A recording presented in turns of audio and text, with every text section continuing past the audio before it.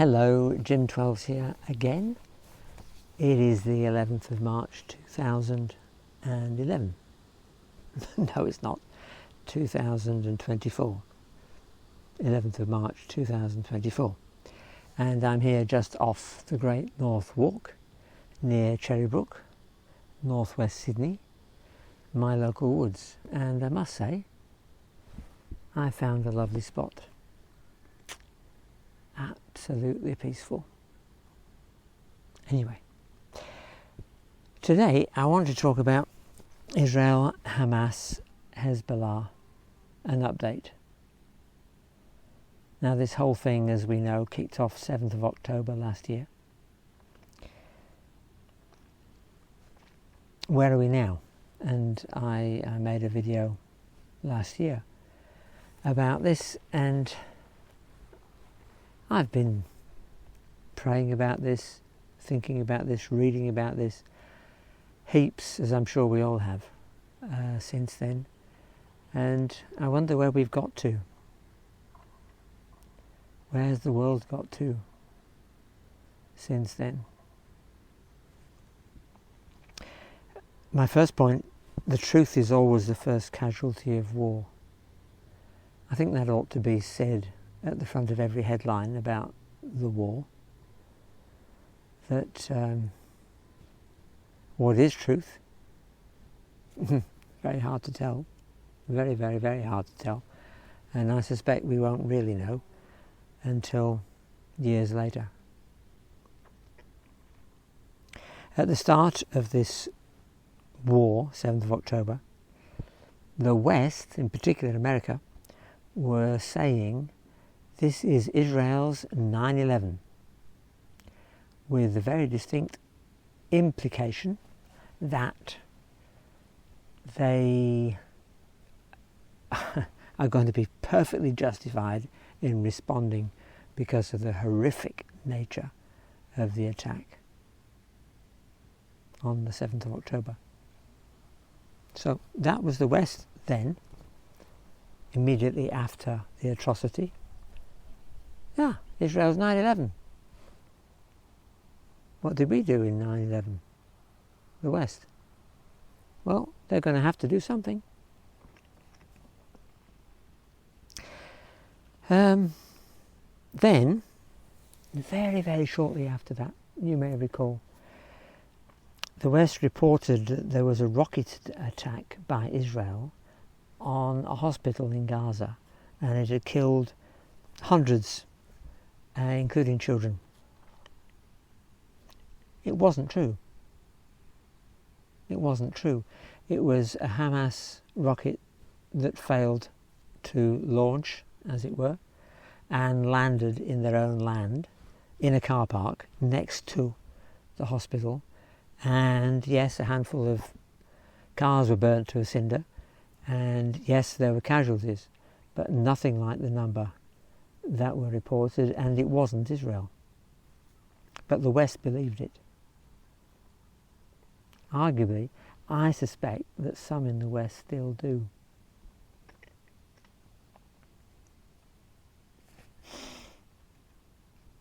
Now, this week, I'm seeing shots of starving children in Gaza. And the finger is very, very clearly pointed at Israel.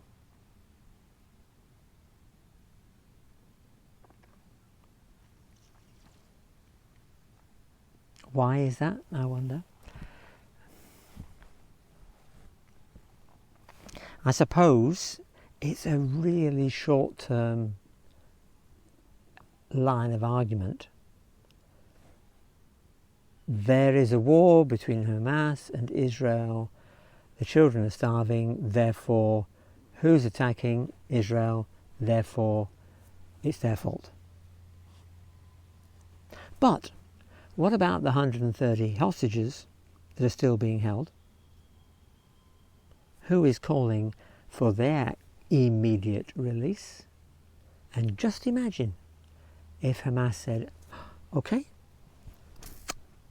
here's your hostages, they were taken illegally, immorally, we'll give you them back, They're emotionally scarred, psychologically scarred, physically scarred for the rest of their lives, but we'll give you them back.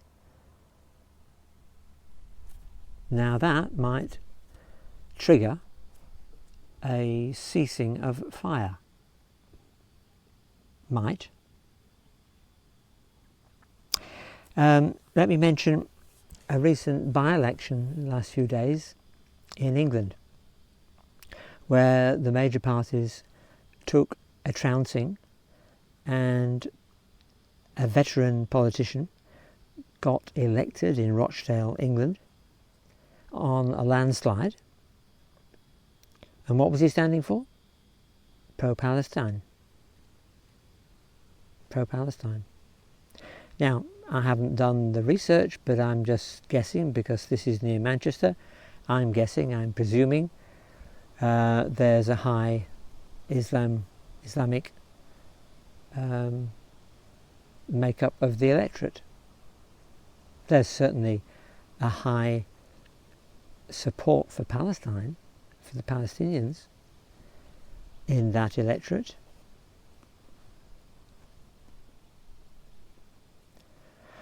What should Israel do? Bow to international pressure? How many nations are actually vocally supporting Israel at the moment? You see pockets of it, but on a national level, certainly the UN are not supporting Israel.